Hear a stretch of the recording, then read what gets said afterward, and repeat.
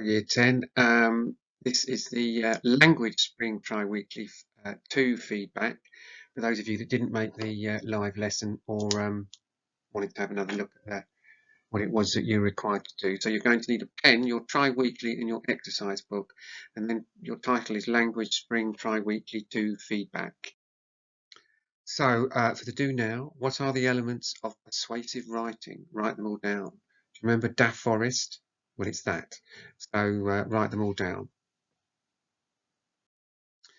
And here they are, the elements of persuasive writing: direct address, anecdote or alliteration, facts, opinion, rhetorical questions, and repetition and/or repetition, exaggeration, statistics, tricolon, and triplet. I'm sure you remember what they all are.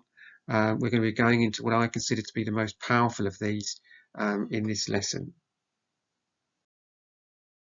The tri-weeklies were good on the whole. I was impressed.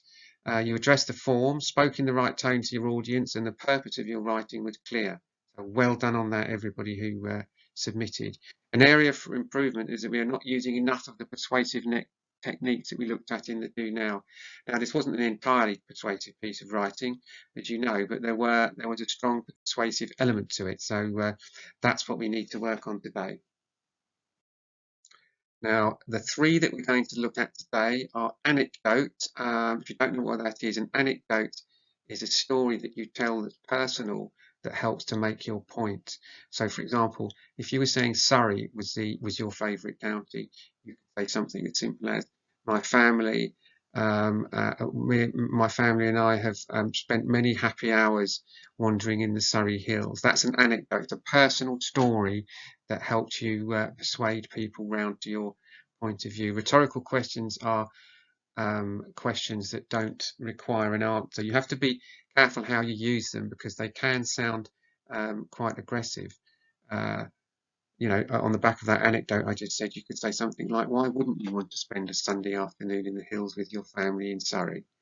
A tricolon is another thing that used to be used carefully. A tricolon is simply saying something 3 times in a slightly different way for the purposes of kind of making your point. So following on from the anecdote about going for a walk with your family in the Surrey Hills and then saying, why wouldn't you go for a walk in the Surrey Hills with your family on a lovely Sunday afternoon? Tricolon on it in its most basic form would be, it's amazing up there, it's beautiful, I've never seen anything so wonderful. So you're kind of repeating yourself, but you're not actually repeating yourself. You're not using the same words. You're repeating the sentiment. So it's, you know, it's amazing up there. I couldn't believe how beautiful it was.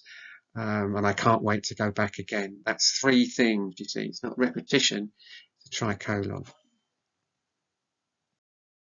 Now, in the lesson, I've modelled a paragraph with anecdote, rhetorical question, and tricolon, and hopefully you were there.